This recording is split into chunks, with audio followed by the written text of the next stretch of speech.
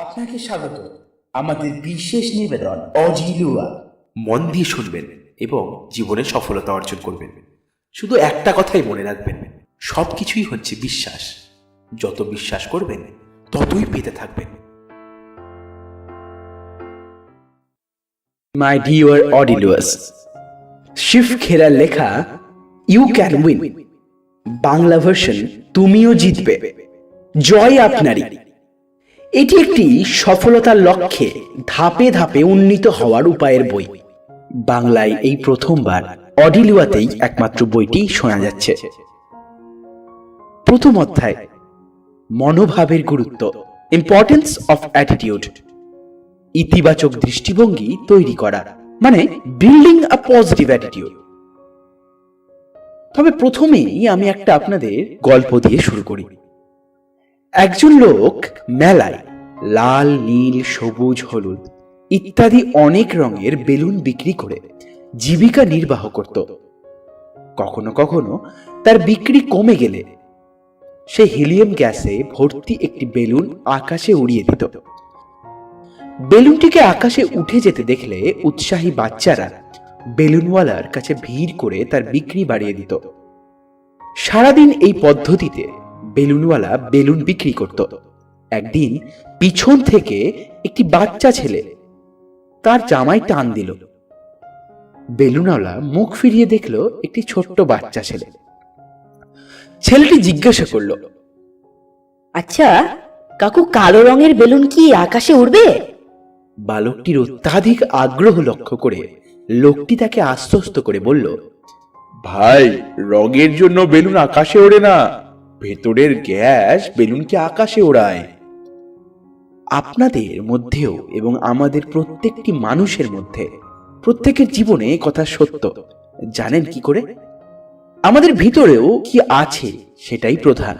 অর্থাৎ আমাদের ভেতরেও এইরকমই এক ধরনের গ্যাস আছে যা অনেকটা হিলিয়াম গ্যাসের মতো, কিন্তু আমরা সেটা শুনতেই বা দেখতেই পাই না, যে জিনিসটা আমাদেরকে উড়িয়ে নিয়ে যেতে পারবে।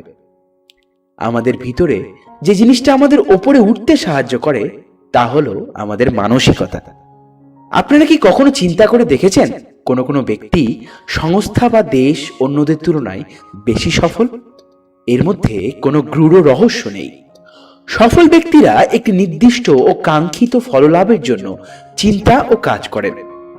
তারা জানেন ফললাভের লক্ষ্যে সবচেয়ে মূল্যবান সম্পদ মানুষ।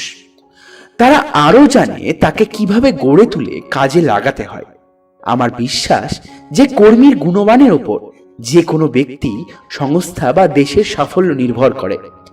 আমি বিশ্বের প্রধান সংস্থাগুলিতে নিযুক্ত উচ্চ আধিকারিকদের সঙ্গে কথাবার্তার সময় সবাইকে একটা প্রশ্ন করেছি, যদি আপনাকে একটি জাদুদণ্ড দেওয়া হয় এবং বলা হয় যে ব্যবসায় উৎপাদনশীলতা ও লাভ বাড়াবার জন্য আপনি যে জিনিসটির পরিবর্তন চান, সেই জিনিসটি কি?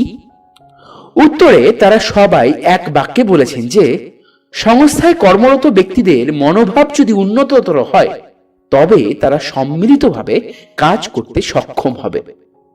ফলে সংস্থায় অপচয় বন্ধ হবে, সংস্থার প্রতি আনুগত্য বাড়বে এবং সাধারণভাবে ওই সংস্থা কর্মতৎপরতার দৃষ্টান্ত স্থল হিসাবে পরিগণিত হবে। হার্ভার্ড বিশ্ববিদ্যালয়ের উইলিয়াম জেমস বলেন, আমাদের প্রজন্মের সর্বশ্রেষ্ঠ আবিষ্কার হলো এই যে মানুষ মনোভাবের পরিবর্তন ঘটিয়ে তার জীবনযাত্রার পরিবর্তন ঘটাতে পারে। অভিজ্ঞতার নিরিখে আমরা জানি মানব সম্পদই সমস্ত রকমের উদ্যোগের সবচেয়ে মূল্যবান সম্পদ। মূলধন বা যন্ত্রপাতি ইত্যাদির থেকেই অনেক মূল্যবান। দুর্ভাগ্যক্রমে এই সম্পদের অপচয় অনেক বেশি। মানুষ আপনার মহত্তম সম্পদ কিংবা বৃহত্তম দায় হয়ে উঠতে পারে। পূর্ণ গুণ সম্পন্ন মানুষ, TQP অর্থাৎ টোটাল কোয়ালিটি পিপল। আমি একটি বাণিজ্যিক সংস্থার বিভিন্ন বিভাগে প্রশিক্ষণ গ্রহণ করেছি, যেমন ক্রেতা সহায়তা, বিক্রয় দক্ষতা, বাণিজ্য বৃদ্ধির কৌশল সংক্রান্ত পরিকল্পনা ইত্যাদি। নিঃসন্দেহে এই বিষয়গুলি খুবই গুরুত্বপূর্ণ, কিন্তু আমার মনে হয় কোনো প্রশিক্ষণই সফল হবে না যদি না শিক্ষার্থীদের মন উপযুক্ত গুণমান সম্পন্ন যথোপযুক্ত হয়। উপযুক্ত গুণমান সম্পন্ন মানুষ তারাই যাদের চরিত্র আছে, সততা আছে, মূল্যবোধ আছে, আর সর্বোপরি আছে ইতিবাচক মনোভাব। আমার বক্তব্যের ভুল অর্থ করবেন না। নিঃসন্দেহে সমস্ত বিষয়েই প্রশিক্ষণ দরকার, কিন্তু সমস্ত প্রশিক্ষণ কার্যক্রমের সাফল্য নির্ভর করবে উপযুক্ত গুণসম্পন্ন শিক্ষার্থীর উপর। ক্রেতা পরিষেবার প্রশিক্ষণে শিক্ষার্থীদের বলা হয় প্রতিটি ক্রেতার সঙ্গে কথাবার্তায় অনুগ্রহ করে ধন্যবাদ ইত্যাদি কথাগুলি ব্যবহার করবে। মুখে থাকবে মোলায়েম হাসি এবং যথাসময়ে করমর্দন করবে। কিন্তু একজন মানুষ কতক্ষণ এইভাবে মৃদু হাসি হাসতে পারবে যদি তার মধ্যে ক্রেতাকে সাহায্য করার প্রকৃত সদিচ্ছা না থাকে? তাছাড়া ক্রেতারও শুকনো হাসির অন্তঃসার শূন্যতা বুঝতে পারবে। হাসি আন্তরিক না হলেও তা অত্যন্ত বিরক্তিকর লাগে। আসল কথা হচ্ছে বাইরের অবয়বের থেকে অন্তর্নিহিত বস্তু অনেক বেশি গুরুত্বপূর্ণ। অনুগ্রহ করে কিংবা ধন্যবাদ ও মৃদু হাসি ইত্যাদি অবয়বের অঙ্গ হলেও গুরুত্বপূর্ণ, কিন্তু এগুলি অনায়াসে ব্যবহারের সঙ্গে একাত্ম হয়ে যায় যদি মনে কাজ করার আন্তরিক ইচ্ছা থাকে। ফরাসি দার্শনিক ব্লেইজ পাস্কেলকে একজন বলেছিলেন, আপনার মতো আমার মেধা থাকলে আমি আরো ভালো মানুষ হয়ে যেতে পারতাম। পাস্কেল জবাব দেন, আগে ভালো মানুষ হন, তাহলে আপনি আমার মতো মেধা পাবেন। ক্যালিগ্রি টাওয়ার নামে অট্টালিকার উচ্চতা 190.8 মিটার, ওজন 10,884 টন।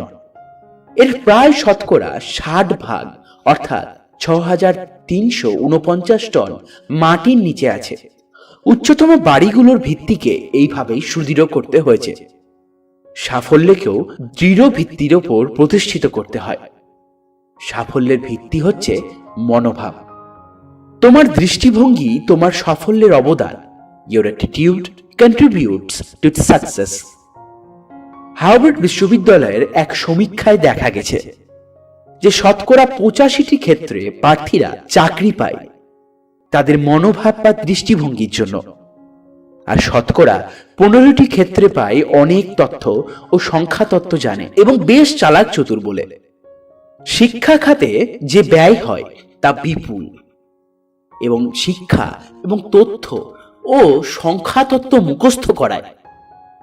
এই শিক্ষা জীবিকা অর্জনের সাফল্যের ক্ষেত্রে মাত্র 15% দায়ী। এই বইয়ের আলোচ্য বিষয় হলো বাকি শতকরা 85% লাভ সাফল্য। ইংরেজি ভাষায় অ্যাটিটিউড শব্দটি একটি গুরুত্বপূর্ণ শব্দ। ব্যক্তি জীবনে জীবিকার ক্ষেত্রে প্রকৃতপক্ষে জীবনের সর্বক্ষেত্রেই এই অ্যাটিটিউড বা মনোভাবের বিশেষ গুরুত্ব আছে।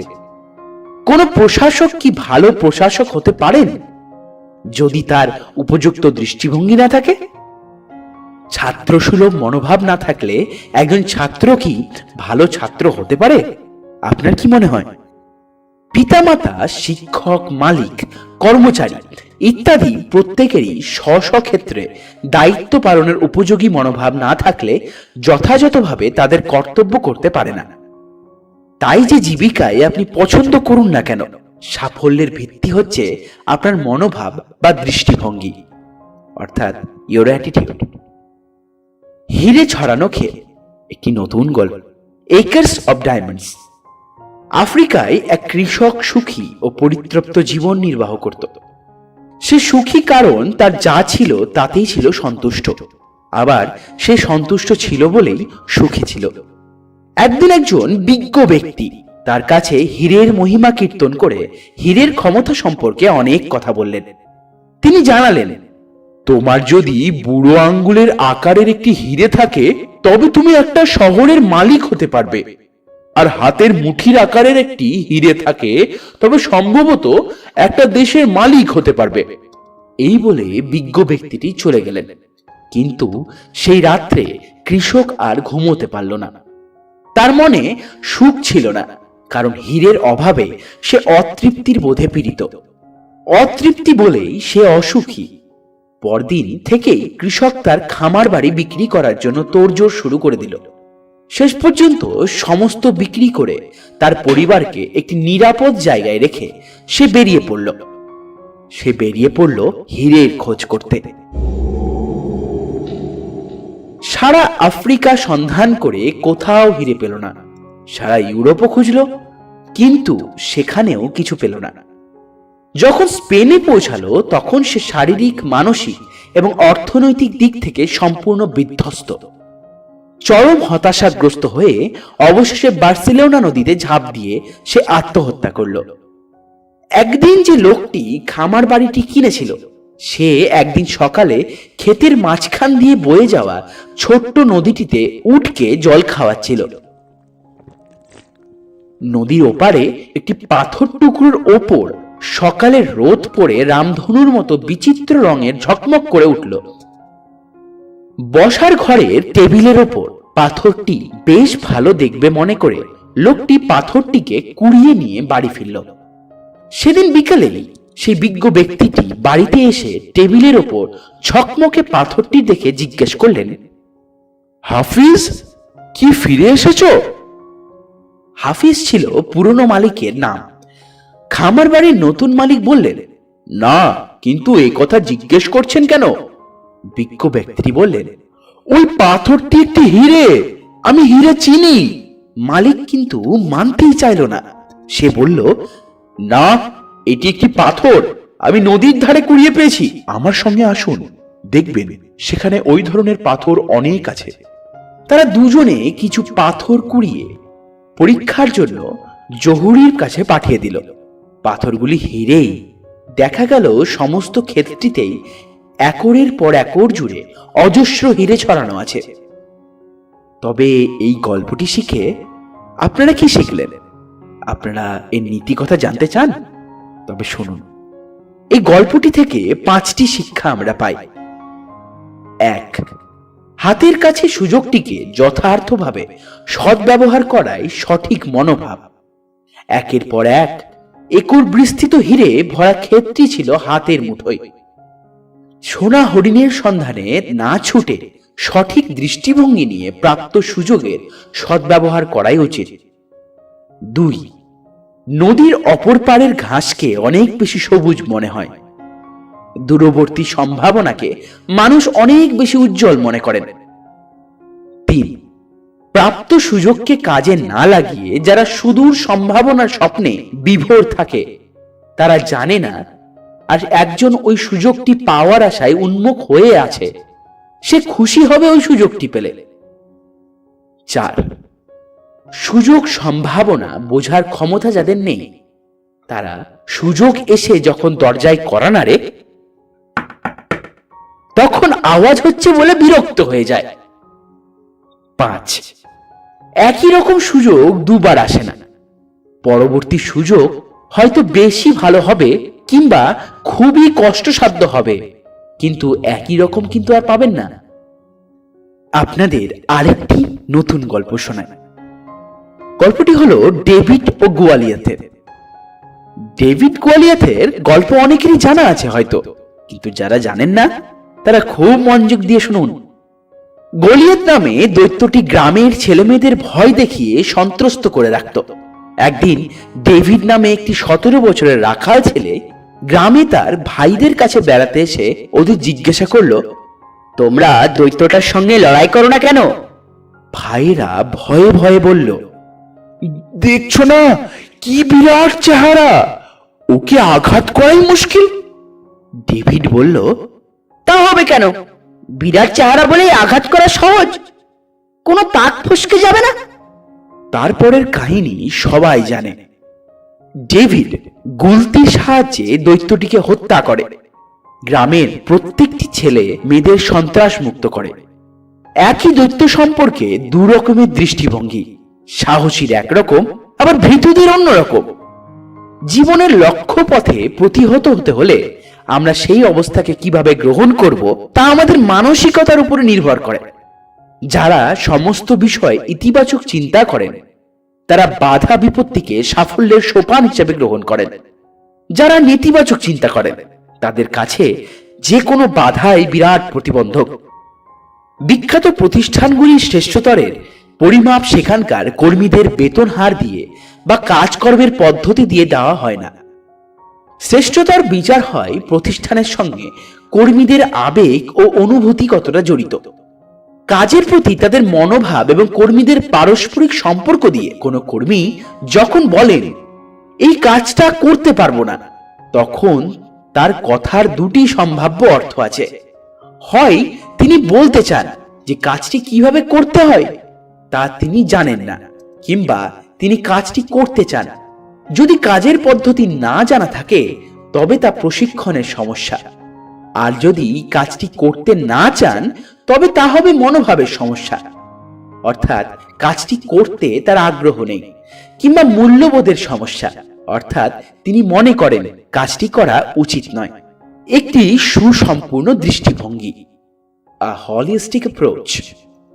আমি বিশ্বাস করি মানুষ সম্পর্কে একটি সুসম্পূর্ণ দৃষ্টিভঙ্গি নেওয়া উচিত। মানুষ কেবল দুটো হাত বা দুটো পা নয়, সমস্ত অঙ্গ প্রত্যঙ্গই মেধা হৃদয় মিলিয়ে যে মানুষ সেই কাজে যায়, আবার কাজ থেকে ঘরে ফিরে আসে। আমরা পারিবারিক সমস্যা কাজের জায়গায় নিয়ে যাই, আবার কাজের সমস্যা পরিবারের মধ্যে নিয়ে আসি। পারিবারিক সমস্যা মাথায় নিয়ে কাজের জায়গায় গেলে কি হয়? মানসিক চাপ বেড়ে যায়, ফলে উৎপাদনে ঘাটতি পড়ে। অন্যদিকে কাজের সমস্যা ও অন্যান্য সামাজিক সমস্যায় বিব্রত থাকলে জীবনের অন্যান্য ক্ষেত্রেও তার প্রভাব পড়ে। যে উপাদানগুলি মনোভাব নির্ধারিত করে, অর্থাৎ factors that determine our attitude. আমরা কি আমাদের মনোভাব নিয়ে জন্মাই, কিংবা জীবনে অভিজ্ঞতা সঞ্চয়ের সঙ্গে সঙ্গে আমাদের মনোভাব ও দৃষ্টিভঙ্গি গড়ে তুলি? কি কি উপাদান আমাদের মানসিকতা গঠন করে? তবে শুনুন, পারিপার্শ্বিক অবস্থার ফলে কি নেতিবাচক দৃষ্টিভঙ্গি গঠিত হয়, এবং সেই দৃষ্টিভঙ্গি কি পরিবর্তন করা যায়? জীবনের গঠনশীল বছরগুলিতেই আমাদের মানসিকতা নির্দিষ্ট আকার নিতে শুরু করে। প্রধানত আমাদের মনোভাব গঠন করতে সাহায্য করে। সে তিনটি হলো: 1. পরিবেশ, 2. অভিজ্ঞতা, 3. শিক্ষা। প্রত্যেকটিকে পৃথকভাবে মূল্যায়ন করা যাক। প্রথমটা হচ্ছে পরিবেশ। পরিবেশ অর্থাৎ এনভায়রনমেন্ট। নিম্নলিখিত বিষয়গুলি নিয়ে পরিবেশ তৈরি হয়। 1. পরিবার ইতিবাচক ও নেতিবাচক দুই রকম প্রভাব সৃষ্টি করে। 2. শিক্ষাক্ষেত্র, সহপাঠীদের প্রভাব। 3. কর্মক্ষেত্র, সহানুভূতিশীল ও সাহায্যকারীর উপর বলা, কিংবা অতিরিক্ত সমালোচনাকারী উপরওয়ালা। সংবাদ মাধ্যম যেমন টেলিভিশন, খবরের কাগজ, সাময়িক পত্র, বেতার, সিনেমা। সাংস্কৃতিক পশ্চাৎপট ও পরিমণ্ডল, ধর্মীয় উত্তরাধিকার ও পরিমণ্ডল। পরম্পরা ও সংস্কার, সামাজিক পরিবেশ, সমসাময়িক রাজনৈতিক আবর্ত। এই সমস্ত মিলে একটি সাংস্কৃতিক বাতাবরণ সৃষ্টি করে। পরিবার, সংগঠন কিংবা স্বদেশ প্রত্যেকটিরই একটি বিশেষ সাংস্কৃতিক বাতাবরণ আছে। নিশ্চয় লক্ষ্য করেছেন কোনো কোনো ব্যবসা প্রতিষ্ঠানে বিক্রেতা, তত্ত্বাবধায়ক, ম্যানেজার, মালিক সকলেই বেশ ভদ্র। আবার অনেকেই কোনো কোনো প্রতিষ্ঠানে দেখা যাবে প্রত্যেকেরই ব্যবহার বেশ রূঢ় ও অভদ্র জনজিত। এক একটি পরিবারের বাচ্চারা ও তাদের বাবা মা ভদ্র, বিবেচক ও মার্জিত ব্যবহারের অভ্যস্ত। আবার অন্য পরিবারে একে অন্যের সঙ্গে বিশ্রীভাবে ঝগড়া করে।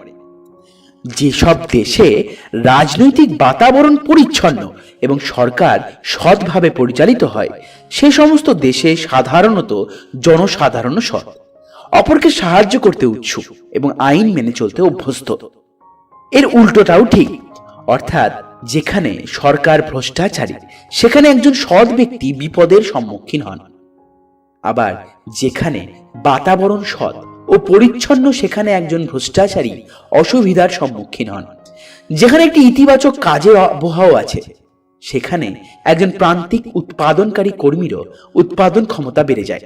আবার নেতিবাচক বাতাবরণে একজন সুদক্ষ কর্মীরও উৎপাদন ক্ষমতা কমে যায়। যে কোনো সংস্থার কর্মধারার আদর্শ উপর থেকে নিচে প্রবাহিত হয়, নিচে থেকে উপরে নয়।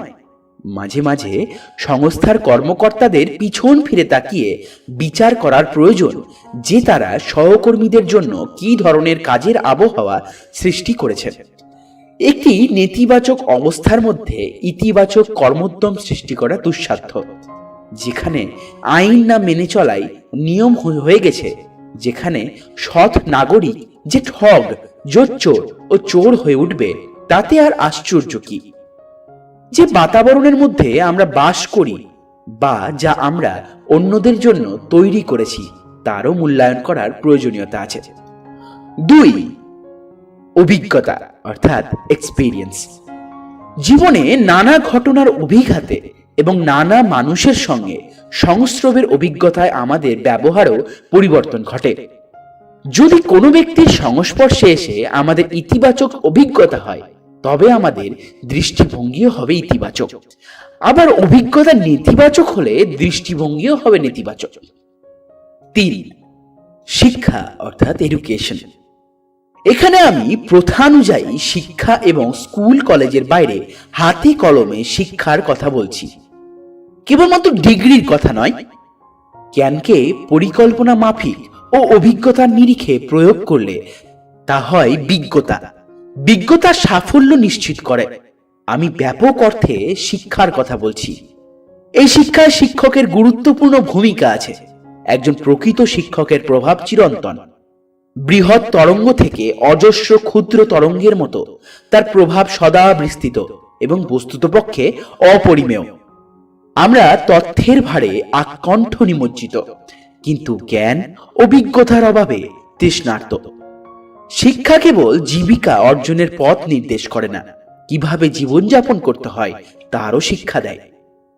ইতিবাচক মনোভাবের মানুষ কিভাবে চেনা যাবে? How do you recognise people with a positive attitude? একজন মানুষ অসুস্থ না হলে যেমন তাকে সুস্বাস্থ্যের অধিকারী বলা যাবে না, তেমনি নেতিবাচক মনোভাব না থাকলেও কাউকে ইতিবাচক মনোভাব সম্পন্ন বলে চিহ্নিত করা যাবে না। ইতিবাচক মনোভাব সম্পন্ন মানুষের কিছু বৈশিষ্ট্য সহজে নজরে পড়ে। তারা দয়ালু, আত্মবিশ্বাসী, ধৈর্যশীল এবং নিরহংকার। তারা নিজেদের সম্পর্কে ও অন্যের সম্পর্কেও উচ্চ আশা পোষণ করেন এবং সব কাজেই ইতিবাচক ফল প্রত্যাশা করেন। যাদের মনোভাব ইতিবাচক তারা 12 মাসি ফলের মতো, সবসময় সুস্বাদু, ও তাই তারা সবসময় স্বাগত। ইতিবাচক মনোভাবের সুবিধা, the benefits of a positive attitude. এই মনোভাবের সুফল অনেক এবং সহজে তা নজরে পড়ে। অবশ্য যা সহজে নজরে পড়ে তা সহজে নজর এড়িয়ে যেতে পারে। কয়েকটি সুবিধা উল্লেখ করা যায়। উৎপাদনশীলতা বাড়ায়, সংঘবদ্ধভাবে কাজের পরিবেশ সৃষ্টি করে, সমস্যার সমাধানে সাহায্য করে, কাজের উৎকর্ষ বাড়ায়, সৌহার্দ্যপূর্ণ আবহাওয়া সৃষ্টি করে, আনুগত্যের মনোভাব তৈরি করে, মুনাফা বাড়ায়, কর্মচারী, মালিক ও ক্রেতাদের মধ্যে সম্পর্কের উন্নতি করে, মানসিক চাপ কমায়, সমাজের সহায়ক সদস্য হতে সাহায্য করে, একটি প্রসন্ন ব্যক্তি সম্পন্ন মানুষ হিসেবে সমাজে পরিচিত হতে সাহায্য করে। নেতিবাচক মনোভাবের ফলাফল, the consequence of a negative attitude. জীবনে অনেক বাধা বিপত্তি অতিক্রম করে এগিয়ে যেতে হয় এবং অনেক সময় আমাদের নেতিবাচক মনোভাবই সবচেয়ে বড় বাধার সৃষ্টি করে। এই মনোভাবের ফলে বন্ধুত্ব ও চাকরি রক্ষা করা কিংবা সামাজিক ও দাম্পত্য সম্পর্ক রক্ষা করাও কঠিন হয়ে ওঠে। এইরূপ মনোভাবের ফলে তিক্ততার সৃষ্টি হয়, ক্ষোভের ও অসহিষ্ণুতার সৃষ্টি হয়, জীবন উদ্দেশ্যহীন হয়ে পড়ে, অসুস্থতার শিকার হতে হয়, নিজের ও ঘনিষ্ঠদের উপর মানসিক চাপ বাড়ে, পরিবারের মধ্যে এবং কর্মস্থলে এমন একটি নেতিবাচক আবহাওয়া সৃষ্টি করে যা কারুর পক্ষে মঙ্গলদায়ক নয়। এরূপ মনোভাব ধীরে ধীরে শুধু ঘনিষ্ঠদের সংক্রামিত করে না, পরবর্তী প্রজন্মের মধ্যেও সঞ্চারিত হয়। এরূপ দৃষ্টিভঙ্গি সম্পর্কে সচেতন হয়েও তা পরিবর্তন করা যায় না কেন? When we become aware of our negative attitude, why don't we change? মানুষের স্বভাব পরিবর্তনের পরিপন্থী। পরিবর্তন অস্বস্তিকর। পরিবর্তন সবসময় চাপ সৃষ্টি করে। কখনো কখনো নেতিবাচক মনোভাবের সঙ্গে এমন শান্তিপূর্ণভাবে সহাবস্থান করি যে পরিবর্তন ইতিবাচক হলেও আমরা তা গ্রহণ করতে চাই না। চার্লস ডিকেন্স এক বন্দির কাহিনী লিখেছেন, যে অনেকদিন মাটির নিচে অন্ধকার কুঠুরিতে কাটিয়েছে। তার মেয়াদ শেষ হবার পর যখন তাকে তার অন্ধকার কুঠুরি থেকে মুক্ত পৃথিবীর উজ্জ্বল আলোয় নিয়ে আসা হলো, তখন সে অবাক হয়ে চারিদিকে তাকিয়ে দেখল। কয়েক মুহূর্তের পরে সে তার নতুন পাওয়া স্বাধীনতায় এমন অস্বস্তি বোধ করতে লাগলো যে সে তার সেই অন্ধকার কুঠুরিতেই ফিরে যেতে চাইল। সেই কুঠুরি, শেকল, অন্ধকার এইসবের মধ্যেই সে নিশ্চিত ও স্বস্তি বোধ করে। তাই স্বাধীনতা ও বিশাল পৃথিবীর কোনো আকর্ষণ তার কাছে ছিল না। ইতিবাচক মনোভাব গঠনের পদ্ধতি, step to building a positive attitude. বাল্যকালেই সারা জীবনের জন্য মানুষ গঠন সম্পন্ন হয়ে যায়। সবচেয়ে ভালো হয় যদি সেই বছরগুলিতে ইতিবাচক মানসিকতা গড়ে ওঠে, কিন্তু তার অর্থ এই নয় যে ঘটনার চক্রে যদি বাল্যকালে নেতিবাচক মনোভাব গড়ে ওঠে তবে তা সারা জীবন বহন করতে চলতে হবে। এরূপ মনোভাবের পরিবর্তন করা যায়, কিন্তু তা খুব সহজ সাধ্য নয়। কিভাবে ইতিবাচক মনোভাব গড়ে তুলতে হয় শুনুন। যে আদর্শগুলি ইতিবাচক মনোভাব গড়ে তুলতে সাহায্য করে সেই সম্পর্কে অবহিত হওয়া, ইতিবাচক মনোভাব অর্জন করার আকাঙ্ক্ষা, আদর্শগুলি সার্থকভাবে অনুসরণের জন্য শৃঙ্খলবোধ ও নিষ্ঠার অনুসরণ প্রয়োজন। বয়স্ক ব্যক্তিরা নিজেরাই ইতিবাচক মনোভাব গঠন করতে পারেন, এ দায় নিজেদেরই নিতে হবে। অনেক সময় ব্যর্থতার জন্য আমরা অপরকে বা সংশ্লিষ্ট অন্যান্যকে, ঘটনাকে দায়ী করি, কিন্তু এরূপ না করে একটি বিশ্লেষণধর্মী ইতিবাচক দৃষ্টিভঙ্গি তৈরি করা দরকার। প্রত্যেক দিন প্রাতঃকালে আমাদের মনোভাবটি তৈরি করে নেওয়া সম্ভব। বয়স্ক ব্যক্তি হিসেবে আমাদের কাজের ও ব্যবহারের দায়িত্ব আমাদেরই নেওয়া উচিত। নঙ্গর্থক মনোভাবের ব্যক্তিরা তাদের ব্যর্থতার জন্য বিশুদ্ধ সবাইকে, তাদের মাতাপিতা, স্ত্রী, শিক্ষক, দেশের সরকার, অর্থনীতি দোষারোপ করেন। মনকে অতীতের বন্ধন থেকে মুক্তি দিতে হবে। পুরনো ধুলো ঝেড়ে ফেলে জীবনের মূল ধারায় প্রত্যাবর্তন করা দরকার। সব স্বপ্নকে সংহত করে দৃঢ় পদক্ষেপে এগিয়ে যেতে হবে। যেগুলি সৎ, সত্য এবং মহৎ, সেগুলি, সেই সমস্ত ইতিবাচক বিষয়গুলি সম্পর্কে চিন্তা করতে করতেই মনের ইতিবাচক দিকটি সমৃদ্ধ হবে।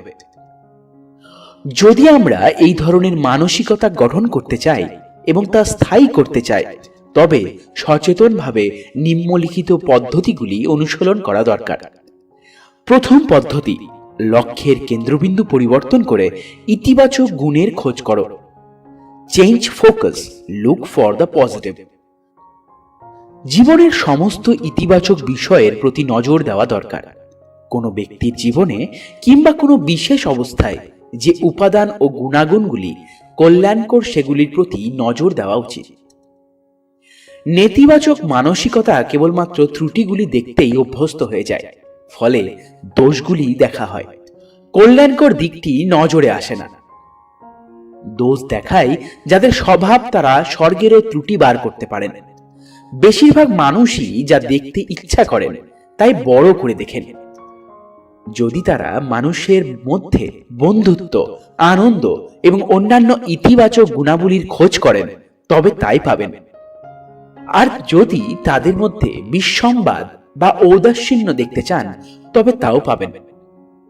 মানুষের মধ্যে ভালো মন্দ দুই আছে, তাই স্মরণ রাখা দরকার যে ইতিবাচক গুণগুলির খোঁজ করা বা প্রাধান্য দেওয়ার অর্থ এই নয় যে ত্রুটিগুলিকে অগ্রাহ্য করা।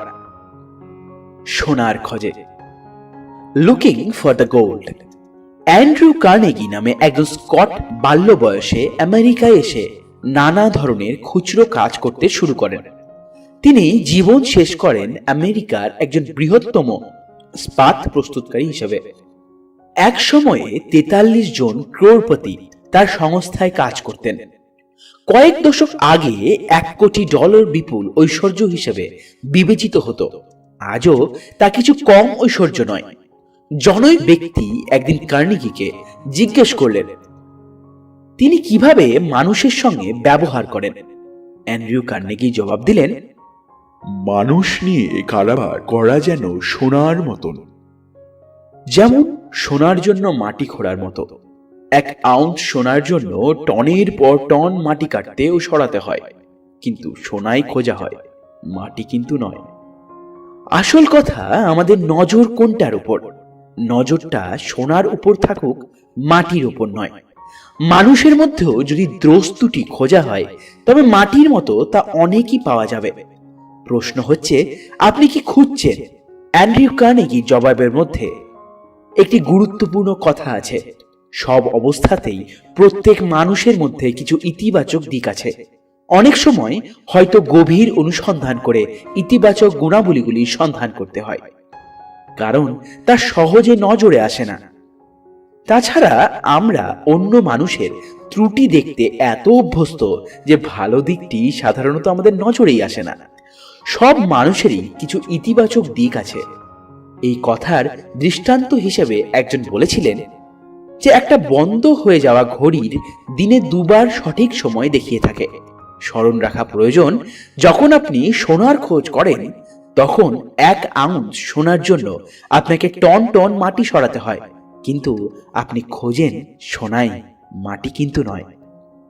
নেতিবাচক দৃষ্টিভঙ্গির মানুষ সবসময় সমালোচনা করবেই। কিছু লোক আছেন যারা পক্ষ বিপক্ষ বিচার না করে সব সময় সমালোচনা করেন। সমালোচনাই তাদের জীবিকা, সমালোচনা তাদের জীবন। তারা প্রায় বিজয়ীর লক্ষ্য ও একাগ্রতা নিয়ে সমালোচনা করেন। প্রতিটি মানুষের মধ্যে প্রত্যেক অবস্থায় তারা কিছু ত্রুটি খুঁজে বার করবেনই এবং বিশ্বশুদ্ধ সবাইকে ত্রুটির জন্য দোষারোপ করবেন। এই ধরনের মানুষকে বলা হয় শক্তি শোষক। তারা সমস্ত শক্তি শোষণ করে নেন। এরা ক্যাফেটেরিয়াতে গিয়ে ক্লান্তি অপসারণের নামে 20 কাপ চা কফি গলাধকরণ করেন, মনের সুখে ধূমপান করেন এবং অজস্র নিন্দা মন্দ করেন। তারা শুধু নিজেদের মধ্যেই নয়, আশেপাশে যারা থাকেন সবার মধ্যে একটা চাপা উত্তেজনা সৃষ্টি করেন। প্রকৃতপক্ষে ছোঁয়াচে রোগের ন্যায় তারা একটি নঙ্গর্থক বাণী বহন করেন এবং এমন একটি পরিবেশের সৃষ্টি করেন যেখানে কেবল নেতিবাচক ফলই পাওয়া যায়। রবার্ট ফুলটন বাষ্পীয় পোত আবিষ্কার করেছিলেন। হাডসন নদীতে যখন তিনি তার নতুন আবিষ্কার প্রদর্শনের আয়োজন করেছিলেন, তখন তিনি কিছু নিরাশাবাদী ও সংশয়ী ব্যক্তি জড়ো হয়ে বলাবলি করছিল যে জাহাজ কখনোই চলবে না। দেখা গেল জাহাজ চলছে এবং সেটি নদী দিয়ে এগিয়ে গেল। তখন যারা জাহাজ চলবে না বলে মন্তব্য করেছিল তারা চিৎকার করে বলতে লাগলো, জাহাজ কখনো থামবে না। সবকিছুর নেতিবাচক দিক দেখার কি আশ্চর্য মানসিকতা, তাই না? কিছু লোক সবসময় নেতিবাচক দিকটি দেখে। Some people always look for the negative. এক শিকারীর শিকার করা পাখি খুঁজে নিয়ে আসার জন্য একটি শিক্ষিত কুকুর ছিল। কুকুরটি জলের উপর দিয়ে হাঁটতে পারত। শুনে হয়তো অবাক লাগছে, কিন্তু তাই। শিকারী যখন কুকুরটির ওই অলৌকিক ক্ষমতার পরিচয় পেল, তখন নিজের চোখেই বিশ্বাস করতে পারছিল না। বন্ধুদের নিকট কুকুরের এই আশ্চর্যজনক ক্ষমতা দেখবার অভিপ্রায়ে সে একদিন তার বন্ধুকে হাঁস শিকারের আমন্ত্রণ জানালো। কয়েকটি হাঁস মারার জন্য সে কুকুরটি নির্দেশ দিল হাঁসগুলি জল থেকে তুলে আনতে। কুকুরটি জলের ওপর দিয়ে দৌড়ে মৃত হাঁসগুলি নিয়ে এলো। সারাদিন ধরে বেশ কয়েকবারই কুকুরটিকে জলের ওপর দিয়ে দৌড়াতে হলো।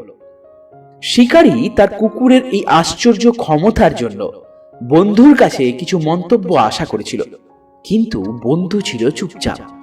শিকারী বাড়ি ফেরার পথে বন্ধুকে জিজ্ঞাসা করলো, কুকুরটির কোনো অসাধারণত্ব লক্ষ্য করেছো কি? বন্ধু জবাব দিল, হ্যাঁ, তোমার কুকুরটি তো সাঁতার জানে না। কোনো কোনো ব্যক্তি সবসময় নঙ্গর্থক দিকটি দেখে। হতাশাবাদী কাকে বলে? শুনুন, খুব গুরুত্বপূর্ণ।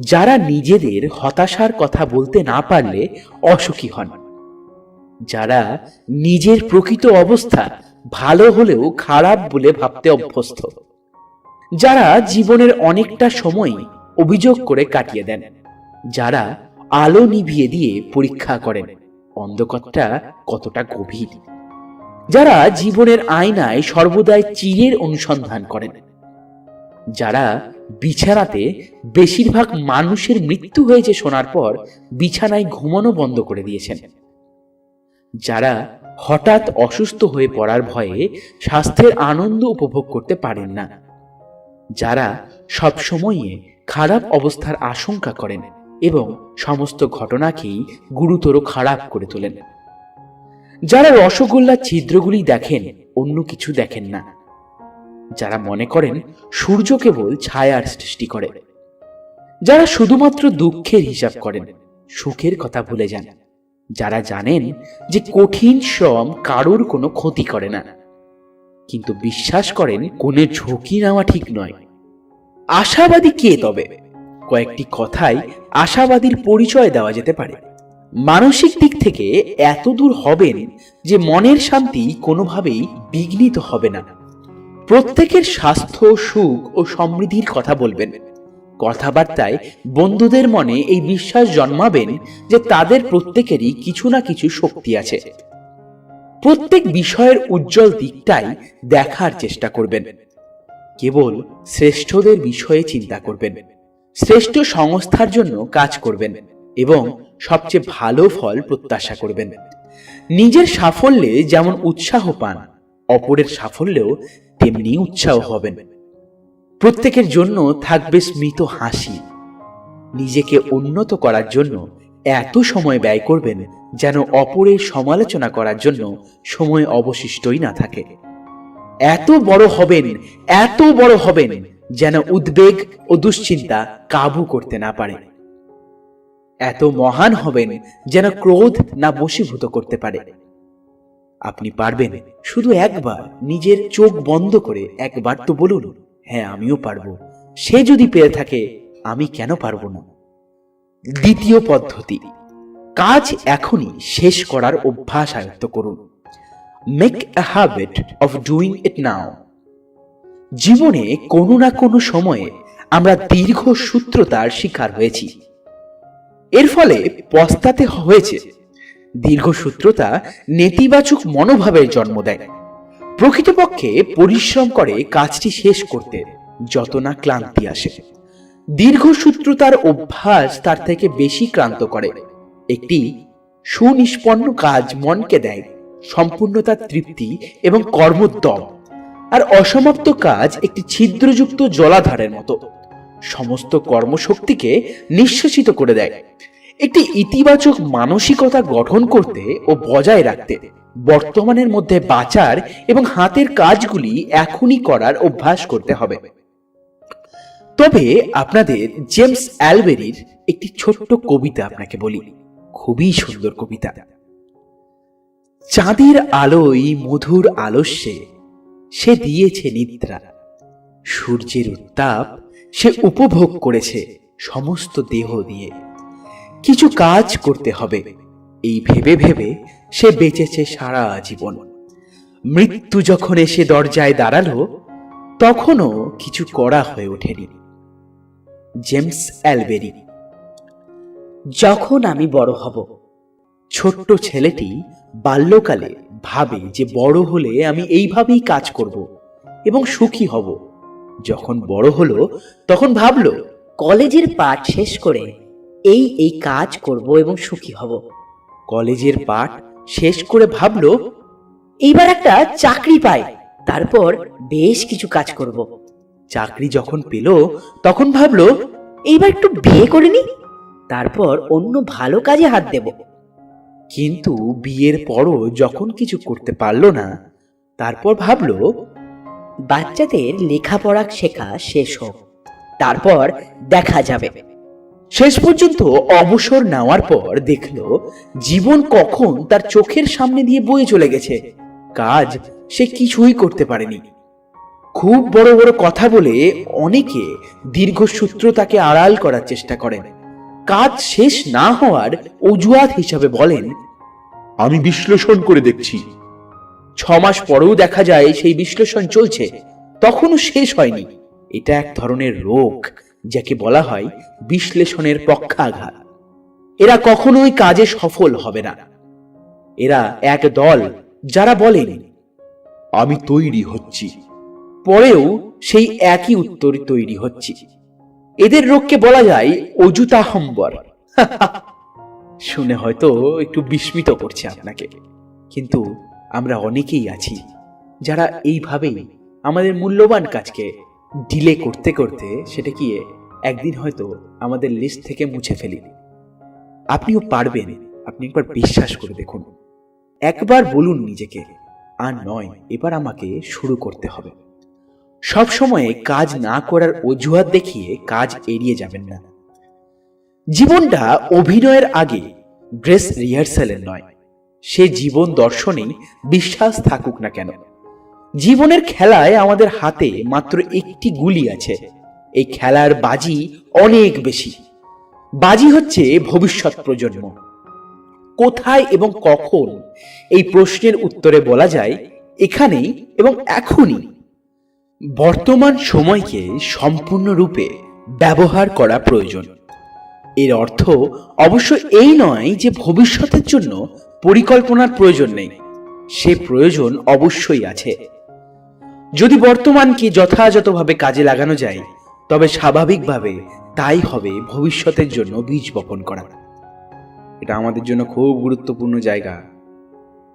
তৃতীয় পদ্ধতি, কৃতজ্ঞ হওয়ার মানসিকতা তৈরি হওয়া দরকার। Develop an attitude of gratitude. জীবনে যা প্রসাদ লাভ করেছেন তার হিসেব করুন। কেবল দুঃখ কষ্টের নয়, সময় মতো গোলাপের সুবাস গ্রহণ করুন। কেউ কেউ দুর্ঘটনায় বা অসুখে অন্ধ হয়ে গেলে $10 লক্ষ ক্ষতিপূরণ দেওয়া হয়, কিন্তু কোন সুস্থ মানুষ কি $10 লক্ষ পাওয়ার লোভে অন্ধ হতে চাইবেন? অনেকেই চাইবেন না। আমাদের জানি তা নিয়ে আমাদের অভিযোগ এত সোচ্চার যে আমাদের যা আছে তার দিকে নজরই দিতে পারি না। বস্তুতপক্ষে আমরা যা পেয়েছি তার জন্যই আমাদের কৃতজ্ঞ থাকা উচিত। আমাদেরকে প্রত্যেক দিন নিজেকে, নিজের শরীরকে, নিজের প্রাণকে, নিজের আত্মাকে হাত বুলিয়ে তাকে ভালোবাসা উচিত যে তুই যদি আজকে না থাকতিস তবে আমি শ্বাস নিতাম কি করে, তবে আমি বেঁচে থাকতাম কি করে। পৃথিবীটাকে অনেক শক্তির দ্বারা বন্ধন করে রেখে আমাদের প্রাণ চলছে। ভেবে দেখেছেন কত বড় শক্তি আপনাকে এই পৃথিবীতে বাস করাচ্ছে? প্রত্যেকেই দিয়ে গেছেন, এখান থেকে নেওয়ার কিছু নেই। আপনি যদি পারেন দিয়ে যান। যত দেবেন তত আপনি পাবেন। অনেকে অনেক কিছু দিয়ে গেছেন, আজকে তাদের দেওয়ার জন্যই আমাদের জীবনটা একটু হলেও সুন্দর হয়েছে। আজ আমরা সকাল থেকে ঘুম থেকে ওঠার পর এবং ঘুমোতে যাওয়ার আগে অবধি যা যা করি, এমনকি যে লাইট আমরা দেখি, সেটাও একজনের দান। আমরা প্রত্যেকেই কিছু না কিছু পেয়েছি, সেজন্য চির ঋণী হয়ে না গিয়ে আমাদেরকে অবশ্যই দিয়ে যেতে হবে। আমরা পুরো সমাজের কাছে ঋণী। আমাদের মানুষ জন্ম হয়েছেই কিছু নতুন কিছু করার জন্য এবং এই জীবনকে, এই মানুষকে একটি উত্তম পর্যায়ে পৌঁছানোর জন্য। শুধু একটু বিশ্বাস করুন, আপনিও পারবেন। আপনার মধ্যেও সেই শক্তি আছে, আপনি ভুলে যাবেন না। আপনিও পারবেন, আপনি পারবেন। শুধু একটাই কথা বলুন সবসময়, you can win, you can win, you can win. দুঃখ কষ্ট নয়, সুখের হিসাব করো। এই মন্তব্যের অর্থ এই নয় যে যা পেয়েছি তাতেই সন্তুষ্ট হয়ে নিশ্চেষ্ট হয়ে বসে থাকা উচিত। এই অর্থ করলে বুঝতে হবে যে আমি আমার বক্তব্য ঠিক বোঝাতে পারিনি, কিংবা আমার বক্তব্য অংশত গ্রহণ করা হয়েছে। কিভাবে আপন আপন মানসিকতা অনুযায়ী বক্তব্যকে গ্রহণ করা হয় তার একটি উদাহরণ দেওয়া যেতে পারে। একজন ডাক্তারকে অতিথি বক্তা হিসেবে একদল সুরাসক্ত মানুষের সভায় বক্তৃতা দিতে আহ্বান করা হয়েছিল। সুরাশক্তি মানুষের স্বাস্থ্যের পক্ষে কতখানি ক্ষতিকর তা প্রমাণ করার জন্য তিনি একটি জোরালো পরীক্ষা করে বক্তব্যটিকে সকলকে বোঝাতে চেয়েছিলেন। দুটি পাত্রের একটিকে জল, অপরটিতে নির্ভেজাল মদ নিয়ে প্রথমে জালের পাত্রে একটি কেঁচো ছেড়ে দিলেন। কেঁচোটি বেশ নড়ে চড়ে বেরাতে লাগলো। তারপর সেটি তুলে নিয়ে নির্ভেজাল মদের পাত্রে রাখলেন। প্রায় সঙ্গে সঙ্গেই কেঁচোটি টুকরো টুকরো হয়ে পাত্রের মদের সঙ্গে মিশে গেল। তিনি প্রমাণ করতে চেয়েছিলেন মদ আমাদের শরীরের কতটা ক্ষতি করে। তিনি শ্রোতাদের জিজ্ঞেস করলেন, এই পরীক্ষা দ্বারা কি প্রমাণ হলো? পেছন থেকে সুরাসক্তদের একজন বললেন, মদ খেলে পাকস্থলীতে কেঁচো হবে না। অবশ্যই এটি ডাক্তারের প্রতিপাদ্য বিষয় ছিল না, কিন্তু শ্রোতাদের মধ্যে কেউ কেউ তাদের নিজের মানসিক প্রবণতা অনুযায়ী অর্থ করে নিয়েছেন। এইভাবে অনেকে পূর্ব নির্ধারিত চিন্তার প্রভাবে প্রকৃত বক্তব্যকে গ্রহণ করতে পারেন না। জীবনে অনেক প্রাপ্তি লুকোনো সম্পদের মতো, তাদের প্রকৃত মূল্য আমরা জানি না। এগুলোকে বড় করে দেখা উচিত, দুঃখ কষ্টকে নয়। চতুর্থ পদ্ধতি, ক্রমাগত শিক্ষা গ্রহণের মনোভাব তৈরি হোক। Get into a continuous education program. শিক্ষা সম্পর্কে একটি ভুল ধারণা নিরসন দরকার। অনেকে মনে করেন আমরা স্কুল কলেজে শিক্ষা লাভ করে শিক্ষিত হই। পৃথিবীর বিভিন্ন দেশে সেমিনারে যোগ দিতে দিয়ে আমায় শ্রোতাদের প্রায় জিজ্ঞাসা করি, আপনারা কি স্কুল কলেজে প্রকৃত শিক্ষা লাভ করছেন? এ বিষয়ে সবাই একমত যে কেউ কেউ প্রকৃত শিক্ষা লাভ করলেও বেশিরভাগ সে শিক্ষা পায়নি। স্কুল কলেজে তথ্যপূর্ণ অনেক শিক্ষা পায়, কিন্তু শিক্ষার অনেকটাই বাকি থাকে। শিক্ষায় তথ্য, ঘটনাবলী ইত্যাদি জানার খুবই প্রয়োজন, কিন্তু তাতেই শিক্ষা সম্পূর্ণ হয় না। আমাদের শিক্ষার সত্য অর্থ জানা দরকার। বুদ্ধিগত শিক্ষা আমাদের মস্তিষ্ককে উর্বর করে এবং মূল্যবোধের শিক্ষা আমাদের হৃদয় বৃত্তিকে সমৃদ্ধ করে। বস্তুতপক্ষে যে শিক্ষা আমাদের হৃদয়কে সুশিক্ষিত করে না, সে শিক্ষা বিফল। আমাদের পরিবার, সমাজ ও কর্মস্থলের উপযোগী চরিত্রের গঠনের জন্য নীতিবোধ ও নীতি শিক্ষার প্রয়োজন। যে শিক্ষা চরিত্রের সততা, সহমর্মিতা, সাহস, একাগ্রতা ও দায়িত্ববোধের মতো মৌলিক গুণাবলী গঠন করে, সেই শিক্ষারই একমাত্র প্রয়োজন। আমরা কেবল ডিগ্রির মানদণ্ডে মাপ শিক্ষা চাই না, আমরা চাই মূল্যবোধের শিক্ষা। জোরের সঙ্গে বলা যায়, যে ব্যক্তি নীতিবোধের শিক্ষায় শিক্ষিত তারা খুব উচ্চ ডিগ্রিধারী। নীতিবোধ বর্জিত ব্যক্তির থেকে জীবনে উন্নতি করার সম্ভাবনা অনেক বেশি। চরিত্র গঠন এবং নীতি ও মূল্যবোধের শিক্ষা যে সময় বাচ্চারা বড় হয়ে ওঠে, সেই সময়ই দেয় ভালো, কারণ তখন বাচ্চাদের মনে কোনো পূর্ব নির্দিষ্ট ধারণা থাকে না। মূল্যবোধহীন শিক্ষা, প্রকৃত শিক্ষায় বুদ্ধিবৃত্তি ও হৃদয়বৃত্তি দুই সমৃদ্ধ হয়। একজন অশিক্ষিত চোর মালগাড়ি থেকে চুরি করে, কিন্তু একজন শিক্ষিত চোর পুরো রেলপথটাই চুরি করে নিতে পারে। জন হপকিন্স বিশ্ববিদ্যালয়ের প্রেসিডেন্ট স্টিভেন মুলার বলেন, বিশ্ববিদ্যালয়গুলি অতীব দক্ষ বর্বর তৈরি করছে, কারণ আমরা তরুণদের কোনো মূল্যবোধের শিক্ষা দিচ্ছি না, যদিও তারা ক্রমাগত সেই মূল্যবোধের অনুসন্ধান করে চলেছে। গ্রেট পাওয়ার জন্য নয়, আমাদের প্রতিযোগিতা হওয়া উচিত জ্ঞানী তথ্য আহরণ করে লাভের জন্য। জ্ঞানী তথ্য আহরণ করে আর বিদগ্ধ ব্যক্তি যে তথ্যগুলিকে সরলীকরণ করে তার থেকে প্রজ্ঞা লাভ করে। বিশেষ কিছু হৃদয়ঙ্গম না করেও একজন ভালো গ্রেড বা ভালো ডিগ্রি পেতে পারেন। কিভাবে প্রকৃত শিক্ষায় শিক্ষিত হতে হয়, যে বিষয়ে অবহিত হওয়াই সবচেয়ে গুরুত্বপূর্ণ। অনেক বিষয় স্মরণ রাখার ক্ষমতাকেই শিক্ষা বলে না। অনেক বিষয় স্মরণ রাখার ক্ষমতাকেই শিক্ষা বলে না। নীতিবোধ ছাড়া শিক্ষা সমাজের কাছে ক্ষতিকার হয়ে ওঠে। তবে চলুন আরেকটি মূল্যবান শুনে নিই। শিক্ষা সবসময় শুভ বিচার বুদ্ধিকে জাগ্রত করে না, education does not mean good judgement. একজন ব্যক্তি রাস্তার ধারে সস্তার খাবার হটডগ বিক্রি করত। সে ছিল অশিক্ষিত, তাই খবরের কাগজ পড়তো না, কানে কম শুনতো তাই রেডিও শুনতো না, চোখের দৃষ্টি কমজোর তাই টেলিভিশন দেখতো না, কিন্তু উৎসাহের সঙ্গে হটডগ বিক্রি করে বিক্রি ও লাভ অনেক বাড়িয়ে ফেলেছিল। ব্যবসা বেড়ে যাওয়ায় তার কলেজ থেকে পাশ করা গ্রাজুয়েট ছেলে তার সঙ্গে যোগ দিল। তারপরই সে আশ্চর্য ঘটনা ঘটল। বাবা, তুমি কি জানো দেশে এখন অর্থনৈতিক মন্দা চলছে, যার ফলে আমাদের ব্যবসাও মার খাবে? বাবা বলল, আমি তো জানি না, ব্যাপারটা কি বলতো? ছেলে বলল, আন্তর্জাতিক অবস্থা গুরুতর, অভ্যন্তরীণ অবস্থা আরো খারাপ। আগামী দিনের খারাপ সময়ের জন্য আমাদের প্রস্তুত থাকতে হবে। লোকটি ভাবল, ছেলে কলেজে পড়ছে, খবরের কাগজ পড়ে, রেডিও শোনে, সুতরাং তার এই সমস্ত বিষয় জানার কথা। তার উপদেশ অগ্রাহ্য করা ঠিক হবে না। এই ভেবে সে পরের দিন থেকে রুটি মাংসের অর্ডার কমিয়ে দিল, দোকানের বোর্ড খুলে নিল।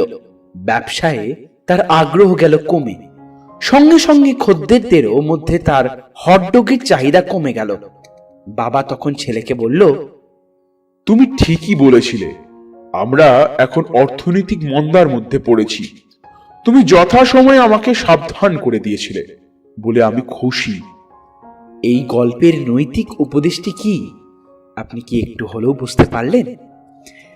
এক, অনেক সময় আমরা মেধা এবং সুবিবেচনার মধ্যে ভেদাভেদ নির্ধারণ করতে পারি না। দুই, কেউ কেউ খুব মেধাবী কিন্তু বিচার বিবেচনা করার ক্ষমতার অভাব দেখা যায়। তিন, যত্নের সঙ্গে উপদেষ্টা নির্বাচন করা উচিত, নিজের বিচার বুদ্ধি সর্বক্ষেত্রেই ব্যবহার করা উচিত। চার, প্রাতিষ্ঠানিক শিক্ষা ছাড়াও মানুষ সফল হতে পারে যদি তার মধ্যে নিম্নলিখিত গুণাবলী থাকে। চরিত্র, দায়বদ্ধতা, দৃঢ় বিশ্বাস, সৌজন্যবোধ, সাহস। 5, দুর্ভাগ্যের কথা, অনেকে জ্ঞানের দিক থেকে চলন্ত বিশ্বকোষ কিন্তু কার্যক্ষেত্রে চূড়ান্ত ব্যর্থ। মেধা হচ্ছে দ্রুত শেখার ক্ষমতা, শিক্ষাকে দ্রুত কাজে লাগানোর দক্ষতাকে বলে সক্ষমতা। যে বিষয়ে শিক্ষা নেওয়া হয়েছে তাকে কার্যক্ষেত্রে প্রয়োগ করার আকাঙ্ক্ষা ও ক্ষমতা যদি থাকে তবে তাকেই বলে যোগ্যতা। আকাঙ্ক্ষা হচ্ছে এমন একটি মানসিক অবস্থা যার সাহায্যে দক্ষ মানুষ যোগ্য মানুষ হয়ে ওঠে। উইনস্টন চার্চিল বলেছিলেন, বিশ্ববিদ্যালয়ের প্রথম কর্তব্য হচ্ছে ছাত্রদের জ্ঞানার্জনে সহায়তা করা, ব্যবসা বাণিজ্য শিক্ষা দেওয়া নয়, চরিত্র গঠনে উৎসাহ দেওয়া, কলা কৌশলগত শিক্ষায় নয়। শিক্ষিত, তাহলে কাদের আমরা শিক্ষিত বলবো? প্রথমত, যারা জীবন একের পর এক যে সমস্ত অবস্থার সম্মুখীন হন সেই সমস্ত অবস্থার সম্যকভাবে মোকাবিলা করতে পারেন এবং যারা সমস্যাপূর্ণ সমস্ত মুহূর্তগুলিকে যথার্থ রূপে বিচার করে সঠিক কর্মপন্থা নির্ধারণ করতে পারেন। তারপর যারা বিভিন্ন স্তরের মানুষের সঙ্গে সম্মানজনক ব্যবহার করেন, অপরের ব্যবহার অপ্রিয় বা অপমানজনক হলেও তাদের সঙ্গে সহজভাবে ব্যবহার করেন, যারা সহকর্মীদের সঙ্গে সবসময় সাধ্যমতো ন্যায়সঙ্গত ব্যবহার করেন, তাছাড়াও যারা নিজেদের আনন্দ উল্লাসকে সবসময়ই নিয়ন্ত্রণে রাখেন এবং কখনো কখনো দুর্ভাগ্যের শিকার হলেও অশোভনভাবে বিচলিত না হয়ে সেই দুর্ভাগ্যকে মানুষের স্বভাবের সঙ্গে সঙ্গতি রেখে গ্রহণ করেন। সবচেয়ে গুরুত্বপূর্ণ হলো যারা সাফল্যের আনন্দে পথভ্রষ্ট হয়ে মানুষের নিজস্ব সত্তাকে বিনষ্ট করেননি, বরং বিজ্ঞ স্থিতধী ব্যক্তি হিসেবে নিজের অবস্থানে দৃঢ় থাকেন। যারা সহজাত বুদ্ধি স্বভাব নিয়ে যেমন উচ্ছ্বসিত হন না, তেমনি দৈবক্রমে যে সাফল্যের অধিকারী হয়েছে সে সম্পর্কেও আনন্দে উচ্ছল হন না। যাদের চরিত্র উল্লিখিত গুণাবলীর যে কোনো একটির সঙ্গে নয়, সবগুলির সঙ্গেই সঙ্গতিপূর্ণ, তাদেরই শিক্ষিত বলা যায়। তিনি বস্তুতপক্ষে সর্বগুণান্বিত। সক্রেটিস। 470 থেকে 399 খ্রিস্টপূর্ব। সংক্ষেপে বলা যায়, শিক্ষিত ব্যক্তিরা যে কোনো কঠিন অবস্থায় বিজ্ঞতা ও সাহসের সঙ্গে সঠিক পথ নির্ধারণ করতে নিতে পারে। যদি কেউ প্রজ্ঞা ও মূঢ়তার মধ্যে, ভালো ও মন্দের মধ্যে, শালীনতা ও অশালীনতার মধ্যে পার্থক্য করতে পারেন, তাহলে তার প্রাতিষ্ঠানিক স্বীকৃতি অর্থাৎ বিশ্ববিদ্যালয়ের ডিগ্রি থাকুক বা না থাকুক, তাকে শিক্ষিত ব্যক্তি বলা যায়। সঠিক প্রশ্ন জিজ্ঞাসা করা হলে কেউ যদি সমস্ত প্রশ্নের উত্তর জানেন, তবে তাকে বিশেষজ্ঞ বলা যায়। বহুমুখী শিক্ষা কি? বনের কতিপয় জন্তু একটি স্কুল খুলতে মনস্থ করল। স্কুল ছাত্র হিসেবে এলো একটি পাখি, একটি কাঠবিড়ালি, একটি কুকুর, একটি খরগোশ এবং একটি মানসিক প্রতিবন্ধী বান মাছ। স্কুলের পরিচালকবর্গ ঠিক করল যে স্কুলের শিক্ষাসূচি হবে বহুমুখী এবং সব ছাত্রকেই সব বিষয় নিতে হবে। শিক্ষাসূচির মধ্যে ছিল আকাশে ওড়া, গাছে চড়া, সাঁতার কাটা, মাটি খোঁড়া ইত্যাদি। সব ছাত্রকেই সব বিষয় নিতে হবে।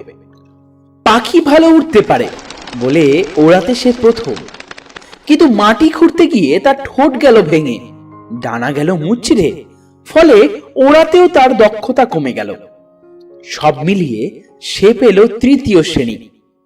কাঠবিড়ালি গাছে চড়তে সব সময় প্রথম, কিন্তু সাঁতারে কিন্তু ফেল। কুকুর স্কুলে ভর্তি হলো না, স্কুলের জন্য চাঁদাও দিল না, উল্টে খেউ খেউ করা পাঠ্য তালিকায় স্থান দেওয়ার দাবিতে পরিচালক মণ্ডলীর বিরুদ্ধে সংগ্রাম শুরু করলো।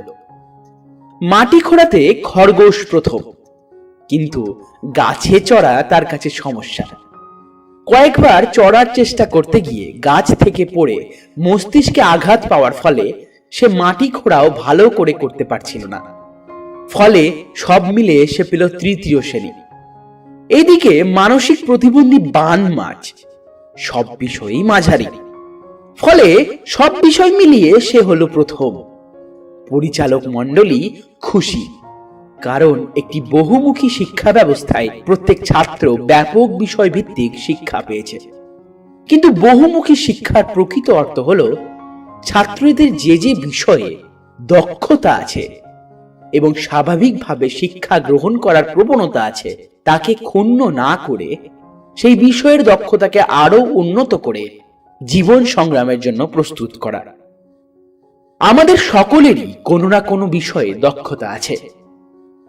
হামিংবার্ড খুব ছোট্ট পাখি, 1 আউন্সের 10 ভাগের 1 ভাগ মাত্র ওজন, কিন্তু দেহ এত নমনীয় যে সে খুব জটিলভাবে প্রতি সেকেন্ডে 75 বার পাখা সঞ্চালন করতে পারে। ফলে হামিংবার্ড ফুলের ওপর উড়ে উড়ে মধু পান করতে পারে, কিন্তু সোজা আকাশে উঠতে, বাতাসে ভেসে বেড়াতে কিংবা লাফিয়ে লাফিয়ে মাটির ওপর বেড়াতে পারে না। 300 পাউন্ড ওজনের উট পাখি পাখিদের মধ্যে বৃহত্তম, কিন্তু উঠতে আবার পারে না। কিন্তু এদের পা এত শক্ত হয় যে ঘন্টায় 50 মাইল বেগে দৌড়াতে পারে। এক পদক্ষেপে 12 থেকে 15 ফুট যায়। বাবা, ভেবে দেখেছেন? অজ্ঞতা, জ্ঞানের প্রতি মোহ থাকলেই তাকে শিক্ষিত বলা যায় না, বরং বলা যায় সে অজ্ঞ। মূঢ় লোকদের এক বিশেষ ধরনের আত্মবিশ্বাস থাকে যা অজ্ঞতা থেকে জন্ম নেয়। বেঞ্জামিন ফ্র্যাঙ্কলিন এই প্রসঙ্গে বলেছিলেন, কোনো কোনো বিষয়ে অজ্ঞ হওয়ার মধ্যে কোনো লজ্জা নেই, কিন্তু কোনো করণীয় কাজের সঠিক পদ্ধতিটি আয়ত্ত করার অনিচ্ছা প্রকৃতই লজ্জাকর। কোনো বিষয়ে না জানা দোষের নয়, কিন্তু এই অজ্ঞতাকে সম্বল করে জীবনে উন্নতি করার ইচ্ছাই মূঢ়তা। কিছু মানুষ অজ্ঞতাকে জমিয়ে জমিয়ে তাকেই শিক্ষা বলে চালাতে চায়। অজ্ঞতা মানুষকে সুখী করে না। অজ্ঞতার অর্থ দুঃখ, বিপদ, দারিদ্র্য ও অসুস্থতা। অজ্ঞতা যদি সুখদায়ক হবে, তবে বেশিরভাগ মানুষ সুখী নয় কেন?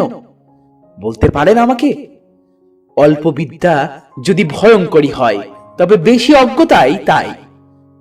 কারণ অজ্ঞতাও ক্ষুদ্রতা, ভয়, গোড়ামি, আত্মম্ভীরতা ও কুসংস্কারের জন্ম দেয়, প্রজ্ঞা অজ্ঞতার অন্ধকার দূর করে দেয়। আমরা যে যুগে বাস করি সে যুগে সংবাদের গুরুত্ব অনেক। হিসাব করে দেখা গেছে যে প্রত্যেক বৎসর আমাদের জ্ঞাতব্য বিষয় প্রায় দ্বিগুণ হয়ে যাচ্ছে। তথ্য ও সংবাদ এত সহজে পাওয়া যায় বলে অজ্ঞতা দূর করাও সহজ। কিন্তু এসব সত্ত্বেও আমাদের শিক্ষায় অতি প্রয়োজনীয় বিষয়গুলি বাদ পড়ে যায়। আমরা পড়ি, লিখি, অঙ্ক শিখি, কিন্তু এই বুদ্ধির চর্চায় আমাদের কি লাভ হবে যদি আমাদের মানবিক মর্যাদাবোধ ও মানুষের প্রতি সহমর্মিতাবোধ সম্পর্কে কোনো ধারণা না থাকে? আমাদের স্কুলগুলি জ্ঞানের ঝর্ণা ধারার মতো। কিছু ছাত্র সেই ধারায় তৃষ্ণা নিবারণ করে, কেউ আবার একটু আধটু চুমুক দিয়ে দেখে, আবার কেউ কেউ মুখ ধুয়ে নেয়। আপনি জানেন আপনার সাধারণ বুদ্ধি কি? সাধারণ বুদ্ধি ছাড়া শিক্ষা ও জ্ঞানের কোনো মূল্যই নেই। সাধারণ বুদ্ধির অর্থ বাস্তব অবস্থাকে যথাযথভাবে অনুধাবন করা এবং সেই অনুসারে যেভাবে কাজ করা উচিত সেইভাবেই কাজ করা। আমরা প্রায় সবাই 5টি ইন্দ্রিয় নিয়ে জন্মেছি: স্পর্শ, স্বাদ, দৃষ্টি, ঘ্রাণ ও শ্রুতি। কিন্তু সকল মানুষদের আর একটি ষষ্ঠ ইন্দ্রিয় আছে, সেটি হলো সাধারণ বুদ্ধি, অর্থাৎ কমন সেন্স। সাধারণ বুদ্ধি শিক্ষার ফলশ্রুতি নয়, শিক্ষা ব্যতিরকেও লাভ করা যায়। সাধারণ বুদ্ধি ব্যতিরকে শ্রেষ্ঠতম প্রাতিষ্ঠানিক শিক্ষা হিসেবেও বিশেষ ফলপ্রসূ হয় না। প্রখর সাধারণ বুদ্ধির নামই প্রজ্ঞা।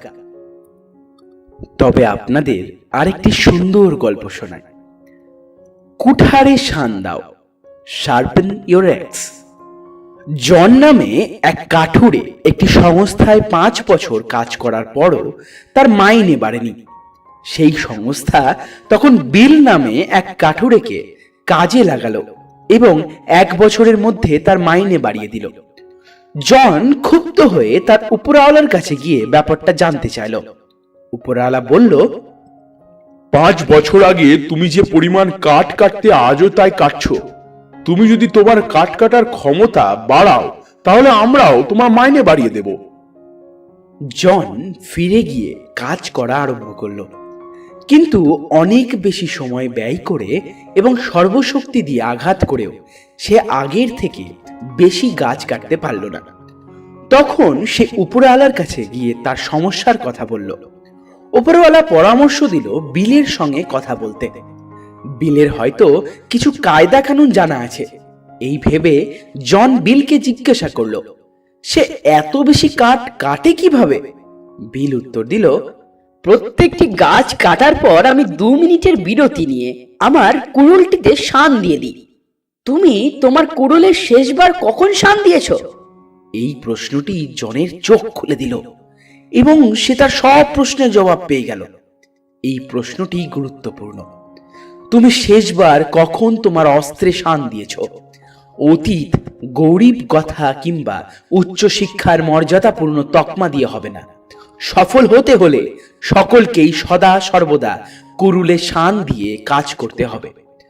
মনের খোরাক যোগাও। আমাদের দেহের পুষ্টির জন্য যেমন ভালো খাদ্যবস্তুর প্রয়োজন, তেমনি মানসিক উন্নতির জন্য প্রত্যহ সৎ চিন্তার প্রয়োজন। ভালো খাদ্যের বদলে খারাপ খাদ্য খেলে যেমন শরীর অসুস্থ হবে, তেমনি সৎ চিন্তা না করলেও মন অসুস্থ হবে। সৎ এবং ইতিবাচক চিন্তার দ্বারাই মনকে সঠিক পথে চালনা করতে হয়। বাস্কেটবল খেলায় যেমন, তেমনি ক্রমাগত অনুশীলন এবং অনেকের সঙ্গে সংস্পর্শের মধ্যে দিয়েই সাফল্যের মূল মন্ত্র আয়ত্ত করতে হয়। জ্ঞানী শক্তি। আমরা প্রায় শুনি জ্ঞানী শক্তি, ঠিক তা নয়। জ্ঞান শক্তির উৎস। জ্ঞান হচ্ছে তথ্যের সমাহার। এই জ্ঞানকে শক্তিতে রূপান্তরিত করা হয় যখন তা যথাযথভাবে প্রয়োগ করা হয়। যে মানুষ পড়তে জানে না আর যে পড়তে জেনেও পড়ে না, তাদের মধ্যে বিশেষ কোনো তফাৎ নেই। জ্ঞান অর্জন খাদ্য গ্রহণের মতো কতটা খাওয়া হচ্ছে তার উপর স্বাস্থ্য নির্ভর করে না, কতটা হজম হচ্ছে তার উপর স্বাস্থ্য নির্ভর করে। জ্ঞান শক্তির উৎস, আর প্রজ্ঞা যা হচ্ছে জ্ঞানের নির্যাস, হচ্ছে প্রকৃত উৎশক্তি। শিক্ষা অনেকভাবেই গ্রহণ করা যায়। কেবল স্কুল কলেজের ডিগ্রি বা গ্রেডেই শিক্ষার মান নির্ধারণ করে না।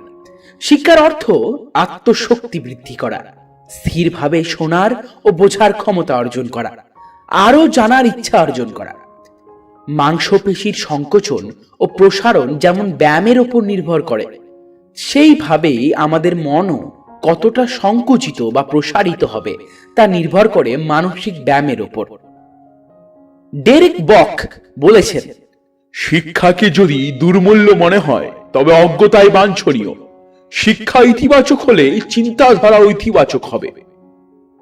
শিক্ষা যেন একটা ভান্ডার বিশেষ। ইতিবাচক চিন্তাশীলরা অ্যাথলিটদের মতো। তারা অনুশীলনের দ্বারা তাদের পরিশ্রমের ক্ষমতা এত বাড়িয়ে নিতে পারে যে প্রতিযোগিতার সময় সে ভান্ডার থেকে খরচ করতে পারে। অনুশীলন না করলে ভান্ডারের সঞ্চয়ও বাড়ে না এবং সেই সঞ্চয় থেকে ব্যয়ও করা যায় না।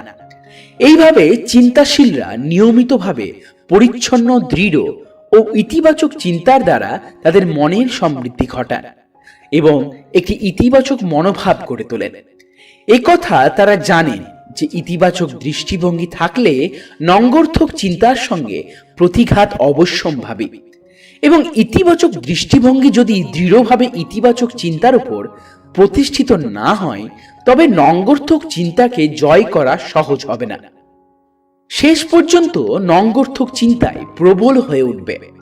যারা ইতিবাচক চিন্তা করেন তারা মূর্খ নন এবং তারা চোখ বুঝে পথ চলেন না। তারা বিজয়ীর দলের এবং সেই জন্যই তারা তাদের সীমাবদ্ধতা সম্পর্কে অবহিত। তাই তারা সীমাবদ্ধতাকে জয় করে, তাদের ক্ষমতাকেই তুলে ধরার চেষ্টা করেন। কিন্তু যারা পরাজিতের দলে তারা তাদের ক্ষমতা সম্পর্কে একটি অবাস্তব ধারণা পোষণ করেন, কিন্তু যা তুলে ধরেন তা আসলে তাদের দুর্বলতা। পঞ্চম পদ্ধতি, ইতিবাচক আত্মমর্যাদাবোধ গড়ে তুলুন। Build a positive self esteem. আত্মমর্যাদাবোধ কি? নিজের ব্যক্তিত্ব সম্পর্কে নিজের যা মূল্যায়ন তাই আত্মমর্যাদাবোধ হয়। আমরা যখন অন্তরে একটা স্বাচ্ছন্দ্য ও তৃপ্তি বোধ করি তখন আমাদের কাজকর্মের মানও উন্নত হয় এবং বাড়িতে কিংবা কর্মস্থলে সবার সঙ্গে সম্পর্কও ভালো থাকে। সারা পৃথিবী তখন সুন্দর মনে হয়। আমাদের অন্তরের অনুভূতি ও বাইরের কার্যকর্মের মধ্যে একটা সরাসরি যোগসূত্র আছে। কিভাবে ইতিবাচক আত্মমর্যাদা বোধ গড়ে তোলা যায়? দ্রুত ইতিবাচক আত্মমর্যাদা বোধ গড়ে তুলতে হলে মানুষের জন্য এমন কিছু ভালো কাজ করতে হবে যার প্রতিদান কেউই মূল্য বা জিনিসের মাধ্যমে দিতে পারবে না। কয়েক বছর জেলের বন্দীদের মধ্যে সুস্থ মনোভাব ও আত্মমর্যাদা বোধ শিক্ষা দেওয়ার ভার নিয়েছিলাম। কয়েক সপ্তাহের মধ্যে আমি যা শিখলাম তা আমি কয়েক বছরও শিখতে পারিনি। প্রায় 2 সপ্তাহ ধরে আমার একটি কার্যক্রমে যোগ দেওয়ার পর একজন কয়েদি আমাকে জিজ্ঞাসা করলো, শিব, আমি তোমার সঙ্গে কথা বলতে চাই।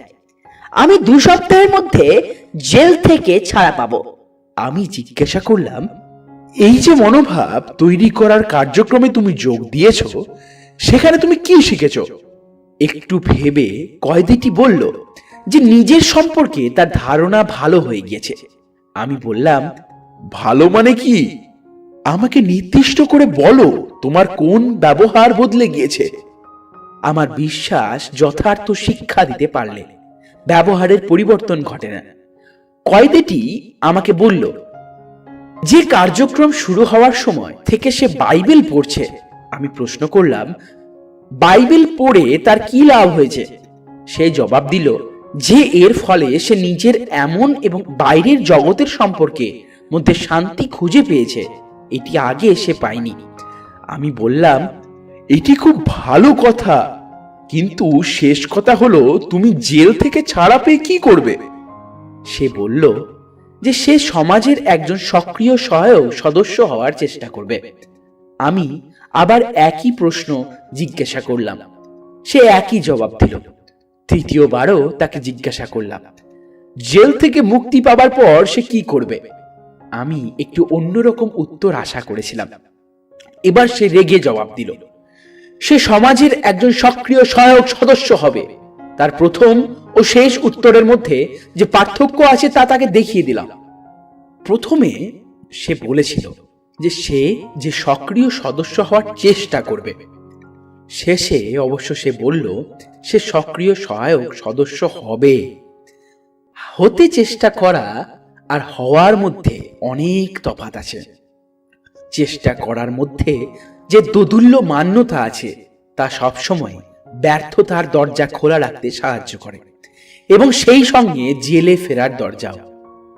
ওই কয়েদিখানার আরেকজন বাসিন্দা যে আমাদের কথোপকথন শুনেছিল, তিনি জিজ্ঞাসা করলেন, শেব, তোমার এই কাজের জন্য কি পাও?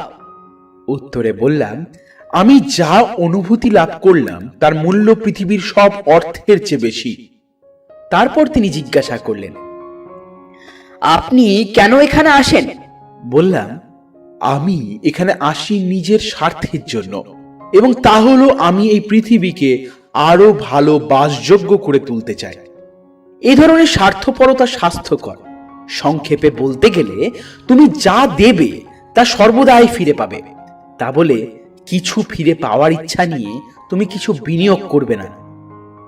আর একজন কয়েদি বলল, একজন মানুষ যা করে তার নিজের ব্যাপার। একজন মাদকাসক্ত যখন মদ খায় তখন তাতে কারোর কিছু করারই নেই। তুমি তার বিষয়ে মাথা ঘামাও কেন? উত্তরে বললাম, বন্ধু, তোমার কথা কিন্তু সম্পূর্ণ মেনে নেওয়া যায় না যে কেউ মাদক দ্রব্য গ্রহণ করলে আমার মাথা ব্যথার কিছুই নেই।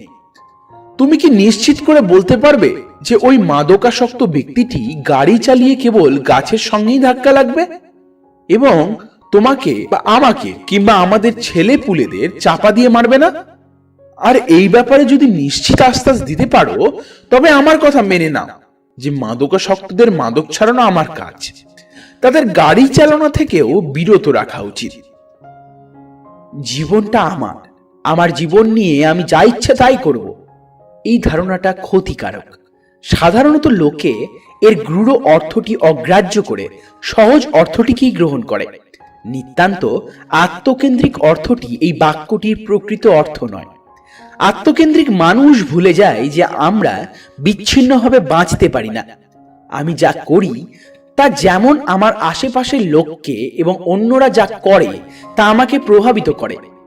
আমরা বিভিন্নভাবে পরস্পরের সঙ্গে সংযোজিত ও নির্ভরশীল।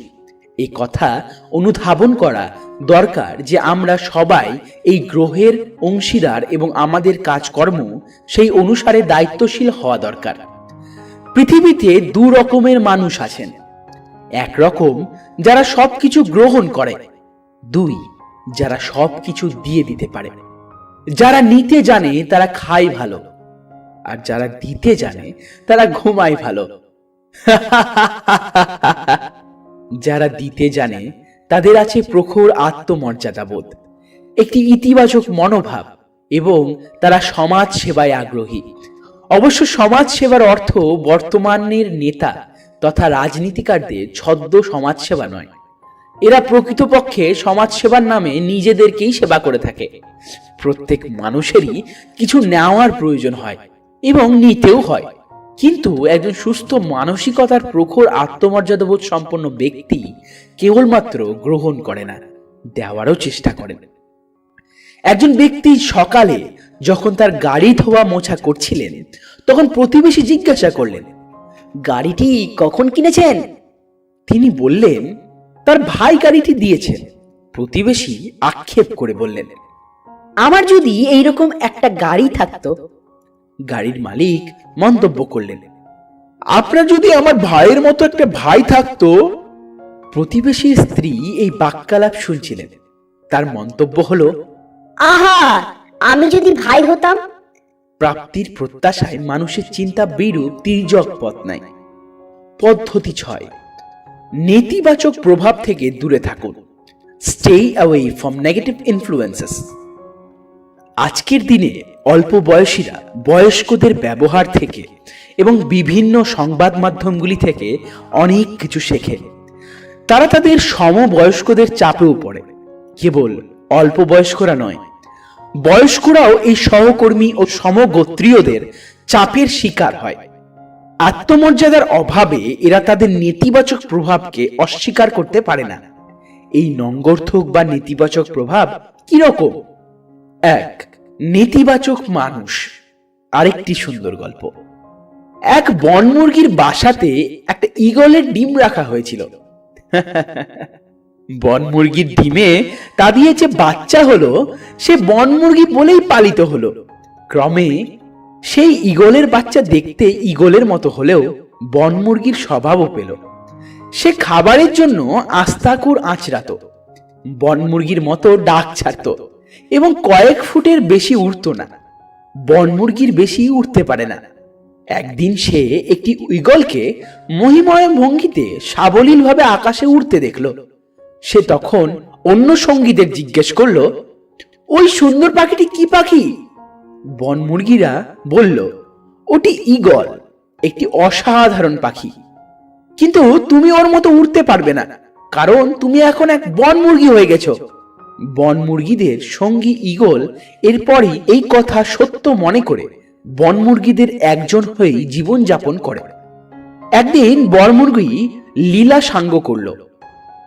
বেচারা জানলই না যে সে আসলে ঈগলই।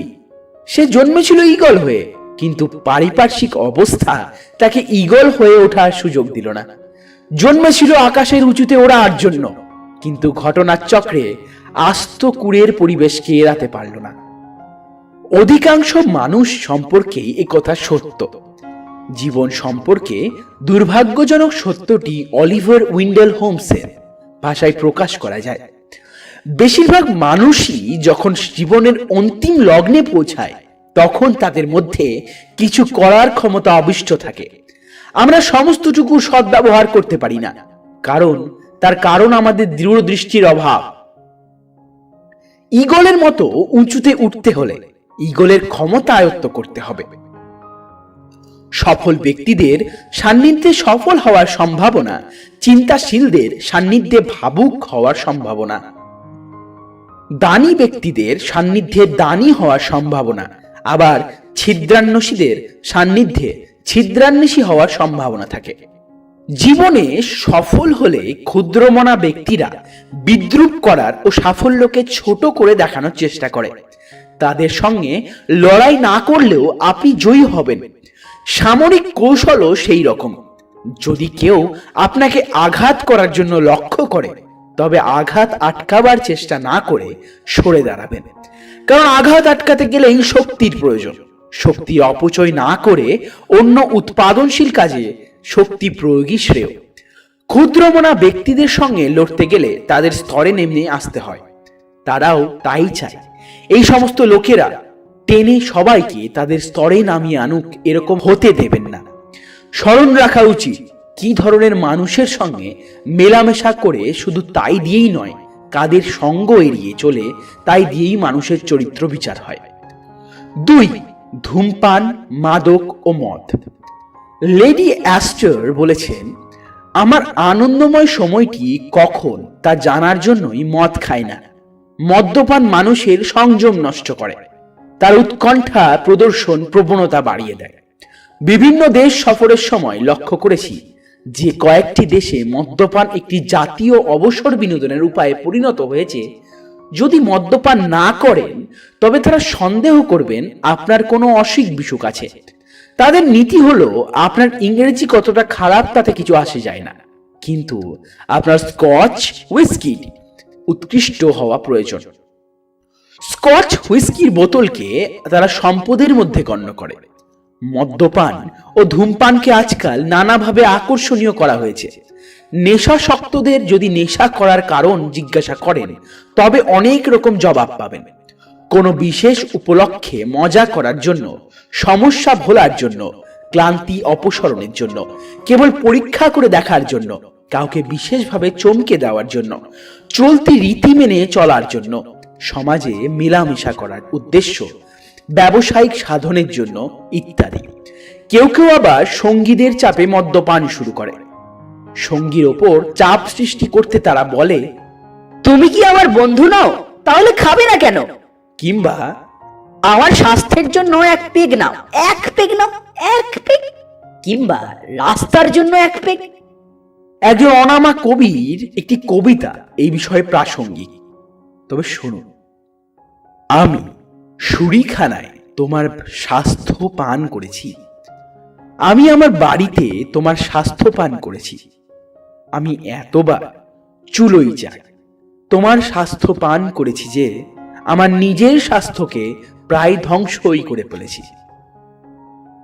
মদ্যপানের পর মোটর চালাতে গিয়ে জীবন নষ্ট হয়। জেরি জনসন লিখেছেন, আমেরিকান হসপিটাল অ্যাসোসিয়েশনের রিপোর্ট অনুসারে হাসপাতালের প্রায় অর্ধেক রোগী মাদক সম্পর্কিত সমস্যায় ভর্তি হয়।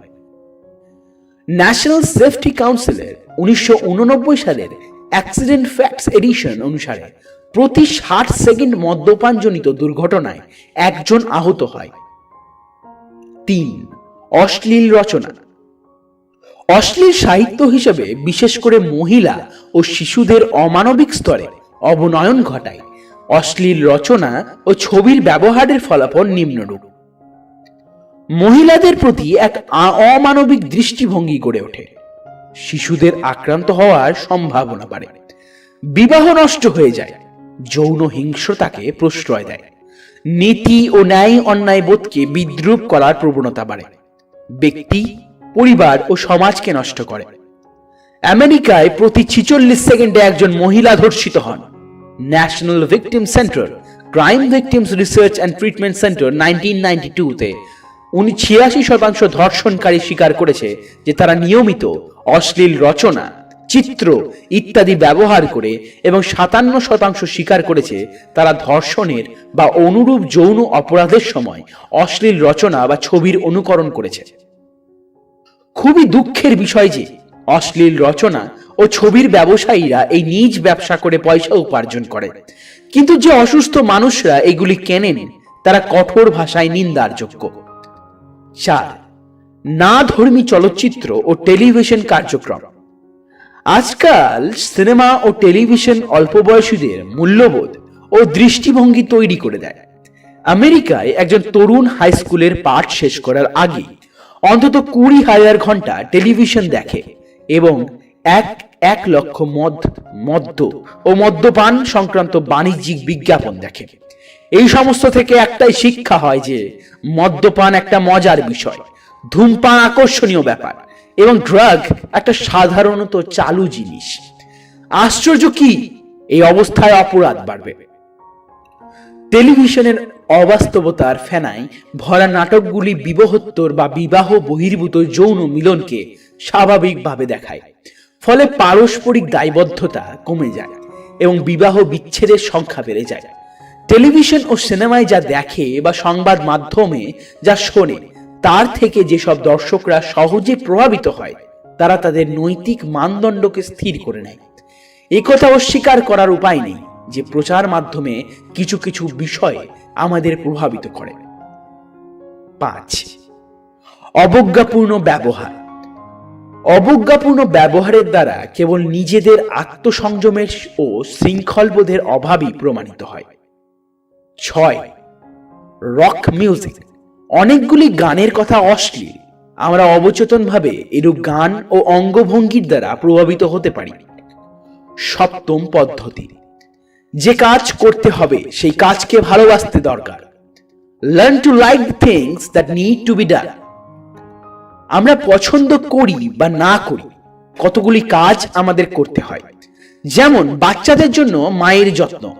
এই কাজগুলি সবসময় মজার বিষয় নাও হতে পারে, কিন্তু এই কাজগুলিকে ভালোবাসে অন্তর দিয়ে করলে তবে তা সার্থক হবে। তখন অসম্ভব কাজ করাও সম্ভব হবে। সেন্ট ফ্রান্সিস অফ অ্যাসিসি এই সম্পর্কে সার কথা বলেছেন, যা প্রয়োজনীয় তা করা শুরু করো, তারপর যা সম্ভবপর তা করা শুরু করো, অবশেষে দেখা যাবে যে অসম্ভব কাজও সম্ভব হয়েছে। 8ম পদ্ধতি, ইতিবাচক ভাবনা দিয়ে দিন শুরু করুন। Start your day with a positive. সকালেই কিছু পড়া বা শোনা দরকার, যা হবে ইতিবাচক। রাত্রে ভালো ঘুম হলে আমাদের ক্লান্তি দূর হয় এবং আমাদের মন গ্রহণ করার জন্য উন্মুখ হয়ে থাকে। এই ইতিবাচক চিন্তা সারা দিনের কাজের শুরু বেঁধে দেয় এবং সারা দিন আমাদের মনকে সঠিক অবস্থানে রাখে। আমাদের কাজের প্রণালীতে পরিবর্তন আনতে হলে ইতিবাচক চিন্তা এবং ব্যবহারকে সচেতন প্রয়াসের দ্বারা জীবনের অংশ করে নিতে হবে।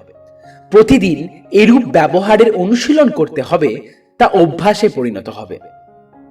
হার্ভার্ড বিশ্ববিদ্যালয়ের উইলিয়াম জেমস বলেন, যদি নিজের জীবনকে বদলাবার মনস্থ করে থাক, তাহলে তা শুরু করা দরকার এখনই এবং খুব সোচ্চার ও দর্শনীয়ভাবে। বিজয়ী বনাম বিজেতা, উইনার্স ভার্সেস লুজার্স, খুব মূল্যবান জিনিস।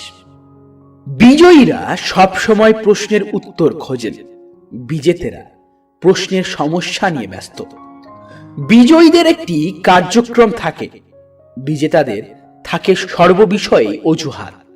বিজয়ীরা বলেন, তোমার হয়ে কাজটা করে দিচ্ছি। বিজেতারা বলেন, এটা আমার কাজ নয়।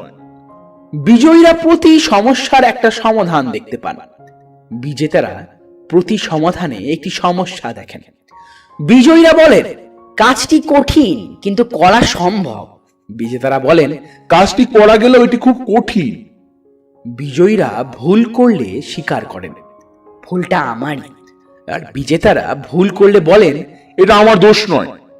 বিজয়ীরা দায়িত্ব গ্রহণ করেন, বিজেতারা প্রতিশ্রুতি দেন। বিজয়ীরা বলেন, আমি অবশ্যই কিছু করব। বিজেতারা বলেন, কিছু করা উচিত। বিজয়ী ব্যক্তি দলের একজন সদস্য রূপে কাজ করেন, বিজিত ব্যক্তি দলের থেকে পৃথক একজন হয়ে কাজ করেন। বিজয়ীরা প্রাপ্তির প্রতি নজর দেন, বিজেতারা ক্ষতির দিকে নজর দেন। বিজয়ীরা সম্ভাবনা বিচার করেন, বিজেতারা সমস্যা বিচার করেন। বিজয়ীরা জয়ে বিশ্বাস করেন, বিজেতারা ভাবেন জয়ী হলেও অন্য একজনের পরাজয় হবে। বিজয়ীরা ক্ষমতা ও সম্ভাবনা দেখেন, বিজেতারা দেখেন অতি। বিজয়ীরা থার্মোস্ট্যাট যন্ত্রের ন্যায় উষ্ণতা নিয়ন্ত্রণ করে, বিজেতারা থার্মোমিটারের ন্যায় উষ্ণতা মাপে। বিজয়ীরা বিবেচনা করে কথা বলে, বিজেতারা যা মনে করে তাই বলে। বিজয়ীরা কঠিন তর্কে মোলায়েম বাক্য ব্যবহার করে, বিজেতারা সহজ বিতর্কে কঠিন বাক্য ব্যবহার করে। বিজয়ীরা মূল্যবোধের ক্ষেত্রে দৃঢ় কিন্তু সামান্য ব্যাপারে আপোষ করেন, বিজেতারা মূল্যবোধের ক্ষেত্রে আপোষ করেন কিন্তু সামান্য বিষয়ে দৃঢ় হন। বিজয়ীরা সহমর্মিতার দর্শন অনুসরণ করেন এবং বলেন, যা তুমি নিজের ক্ষেত্রে করা পছন্দ করো না, তা অপরের ক্ষেত্রেও করবে না। বিজেতারা এই নীতি অনুসরণ করেন, তোমার প্রতি কঠোর আচরণ করার আগেই তুমি অপরের প্রতি সেই আচরণ করো। বিজয়ীরা ঘটনা ঘটিয়ে থাকেন, বিজেতারা ঘটনা ঘটতে দেন। বিজয়ীরা জয়ের পরিকল্পনা করে ও প্রস্তুতি নেয়, প্রস্তুতি তাদের নিকট গুরুত্বপূর্ণ। বিজয়ী হওয়ার কার্যকর পদক্ষেপ, be a winner, action steps, most important. যে 8টি পদক্ষেপের কথা বলা হয়েছে সেগুলি সংক্ষেপে বিবৃত করা পরিচ্ছেদ শেষ করা যায়। 1. একজন ভালো সন্ধানকারী হন। 2. কাজটি এখনই সম্পন্ন করার অভ্যাস তৈরি করুন। 3. কৃতজ্ঞ হওয়ার মানসিকতা তৈরি করুন। 4. নিরবিচ্ছিন্ন শিক্ষার কার্যক্রম গ্রহণ করুন। 5. ইতিবাচক আত্মমর্যাদাবোধ তৈরি করুন।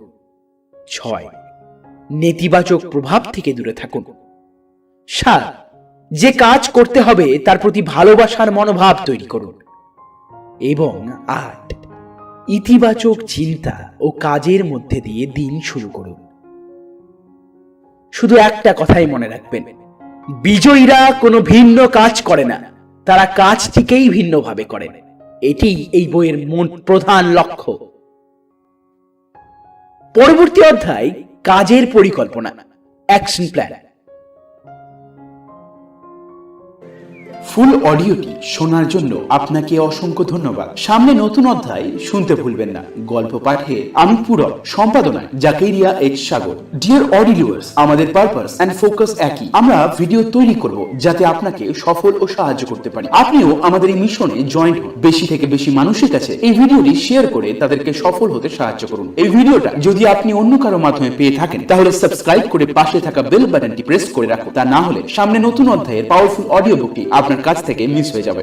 যদি এই ভিডিওটি একটুও ভালো লেগে থাকে তবে লাইক করে আমাদের উৎসাহ আরো বাড়িয়ে তুলুন, যাতে আপনাদের এর থেকেও ভালো ভালো ভিডিও আমরা প্রেজেন্ট করতে পারি। আপনার মূল্যবান সময় দিয়ে অডিওটিকে শোনার জন্য অসংখ্য ধন্যবাদ।